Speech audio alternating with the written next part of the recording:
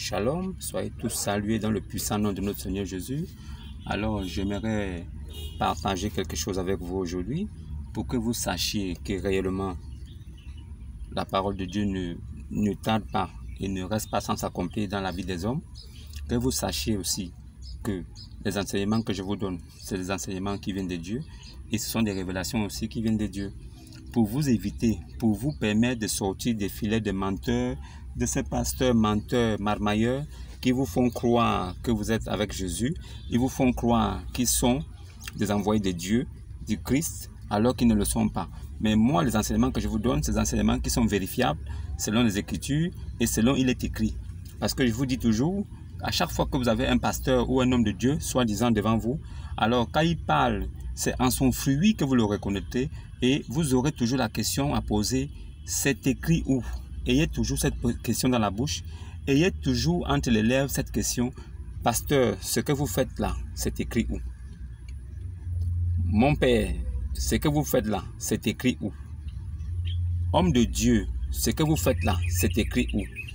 Si vous raisonnez comme ça avec eux, et si vous abordez tous les thèmes qu'ils annoncent avec vous, tous les thèmes qu'ils annoncent avec vous, si vous les prenez de cette façon, alors je pense que vous allez découvrir la vérité et vous verrez que beaucoup vont vous fuir parce qu'ils sauront que vous connaissez la vérité. La vérité n'est pas difficile à trouver. Beaucoup de gens, soi-disant chrétiens, disent que oh non, moi je cherche la vérité et tout ça. Et moi je leur dis toujours que vous ne cherchez pas la vérité. Parce que celui qui cherche la vérité, il la trouve. La vérité n'est pas cachée. La vérité est tout proche de vous. La vérité, ce sont les saintes écritures. C'est l'évangile et la Torah qui a été laissé comme héritage aux chrétiens. Toutes les personnes qui se disent chrétiens doivent hériter de ces choses-là. Alors, si vous ne pouvez pas hériter de ces choses-là, ça veut dire que vous n'êtes pas enfant de Dieu.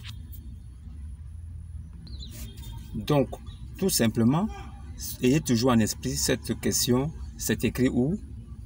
Donnez-nous le verset, nous-mêmes on va aller vérifier. Voilà. Maintenant, je voulais aborder un sujet assez simple et assez clair pour que vous compreniez quelque chose. Dieu lui-même s'est souvenu que c'est quand la femme a ouvert la bouche que le péché est rentré dans le monde. La seule fois où la femme s'est mise au devant, alors tous les problèmes de la terre ont commencé. Quand Dieu créa Adam et Ève, il les créa simultanément. Mais, comme par hasard, Dieu forma seulement l'homme et il laissa Ève en esprit. Mais c'est plus tard qu'il dit qu'il est bon que l'homme ait une compagne. C'est en ce moment que l'homme fait endormir, Dieu fit endormir l'homme et qu'il tira la côte de l'homme et c'est à partir de la côte qu'il fit la femme. La femme est sortie à partir de la côte de l'homme. La femme n'a pas été formée de la poussière de la terre comme l'homme. L'homme est représentant d'Adam. L'homme est comme Adam. L'homme est comme Adam, formé de la poussière. La femme est tirée de l'homme. Donc, elle est une compagne pour l'homme. Elle est une aide semblable à l'homme.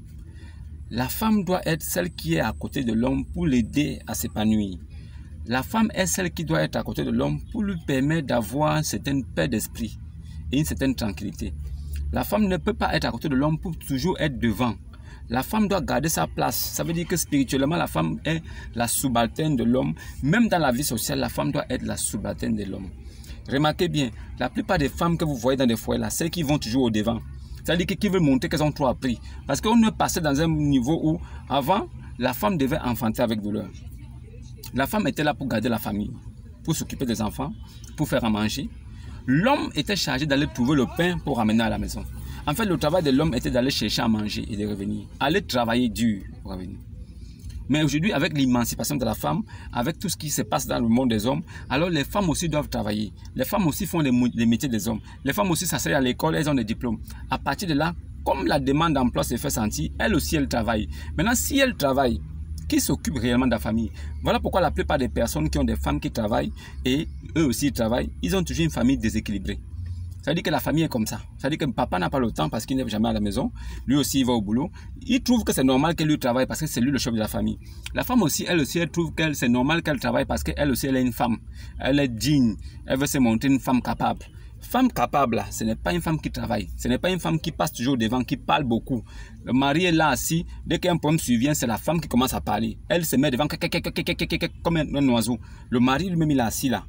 Il a à peine à sortir 2 mots, que la femme a déjà sorti 5-6 phrases.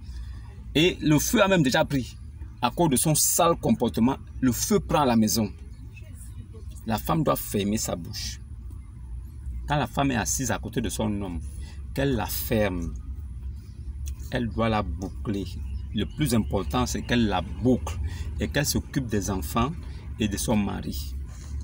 Tous les problèmes qui arrivent dans la maison là, une femme pieuse, c'est celle qui se cache derrière son mari. Maman, reste derrière ton mari quand il y a un problème. Dès qu'il y a une situation, va derrière ton mari. Laisse-le devant. Il n'a qu'à faire tout ce qu'il y a à faire. Ce qui est sûr, les résolutions qu'il prendra là-bas ne t'engagent en rien. Toi, tu es seulement sa femme, c'est tout. Les femmes qui veulent toujours montrer qu'elles parlent beaucoup là, qu'elles sont toujours là, et émancipées. Elle a fait toute l'école. Quand le mari est en train de dire un mot, elle est en train de dire 5 mots.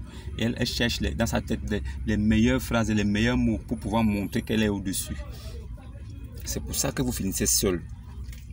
C'est pour ça que ces gens de femmes-là finissent seuls, célibataires. Parce que même étant marié, le mari finit par partir. Parce qu'il se rend compte qu'il a épousé un garçon comme lui. Lui, il est un homme, il est censé être le chef de la famille. Mais toi, la femme, tu amènes les allures pour montrer que toi aussi tu es chef de famille. Alors, quand il te demande de partir, là, ne discute pas. Il faut partir, sachant que tu es chef de famille, non? Maintenant, s'il lui demande à son ami garçon de quitter de chez lui, d'aller aussi fonder son foyer, sa famille, est-ce que ça doit causer un problème? Ça ne devrait pas causer un problème. Puisque vous vous égalisez aux hommes maintenant, vous montrez que vous êtes aussi là, vous êtes capable. L'homme dit A, tu dis B. L'homme te dit tu arrêtes, tu dis je n'arrête pas. Tu vas me faire quoi? Tu es vraiment ça. Ça veut dire que comme tu travailles, lui travaille, vous êtes au même niveau. Donc ça veut dire que toi aussi, va épouser ton homme, une femme, tu mets à la maison. Selon ce que Dieu a dit, comme toi la femme, tu te sens homme, tu es capable. C'est-à-dire si l'homme met le pied, tu mets le pied. Il met son pantalon, tu mets le pantalon. Il n'y a pas de souci. Alors va trouve-toi ta maison et trouve-toi une compagne avec qui tu vas vivre. Si l'homme a le droit de te prendre, de venir faire les cococos chez toi, de payer ta dot et de t'amener chez lui, c'est parce que c'est comme ça que les choses doivent se faire. Le contraire ne peut pas exister. Donc respectez vos places. Moi je préfère une femme qui ne parle pas. Quelle qu'en soit la situation qu'il y a, qu'elle reste tranquille. Moi son mari, je suis devant. C'est moi qui gère tout. C'est moi qui parlerai. S'il y a quelque chose là, je vais assumer. Qu'elle reste seulement en arrière et elle écoute. Je lui demande même pas de parler. Son avis ne m'importe pas. Maintenant si après le problème qui s'est posé, quand je rentre à la maison et que nous sommes ensemble, on peut maintenant en parler par rapport au problème. Je vais vraiment l'écouter. À la maison là, je vais l'écouter. C'est pour ça que Dieu dit qu'il ne permet même pas à la femme de parler dans l'église des saints. Pourquoi il ne demande pas à la femme de parler? Parce que Dieu connaît la malice qui est dans la bouche de la femme. Il sait de quoi la femme est capable quand elle l'ouvre. Adam a vécu des années au jardin, il n'y avait jamais de problème. Il a fallu que la femme vienne. Et quand le serpent s'est présenté, elle est partie parler. Comme sa bouche ne se ferme pas, elle allait parler. Même si on ne l'a pas demandé, elle est partie parler. Elle a parlé. Elle se dit que c'est en parlant beaucoup et en disant beaucoup de choses là, qu'elle se donne de la valeur. Qu'elle a de la valeur parce qu'elle va dire ça, elle va dire ça, elle va dire ça. Elle va montrer qu'elle est aussi une femme. Je vais prouver. Tu n'as rien à prouver. Depuis le fondement de la terre, depuis le commencement de la terre jusqu'à présent, une femme n'a jamais rien prouvé. La femme a toujours apporté des problèmes.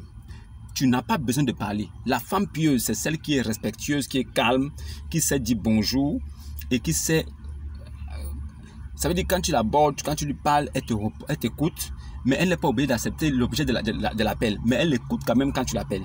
Une femme sage, c'est une femme qui ne repousse pas les gens n'importe comment. C'est-à-dire que quand tu l'abordes, elle t'écoute. C'est à ton fruit qu'elle te rejette. Et elle garde son calme.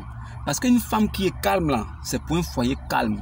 Une femme qui est toujours en train de vouloir montrer que c'est elle. Parce qu'elle a mis les longues ongles, elle a le téléphone iPhone, dernier cri. Elle a mis son make-up, elle a mis le tissage. Pour elle, elle a une identité, elle est quelqu'un, elle représente. Vous allez entendre femme capable. Pour elle, elle représente quelque chose de grand.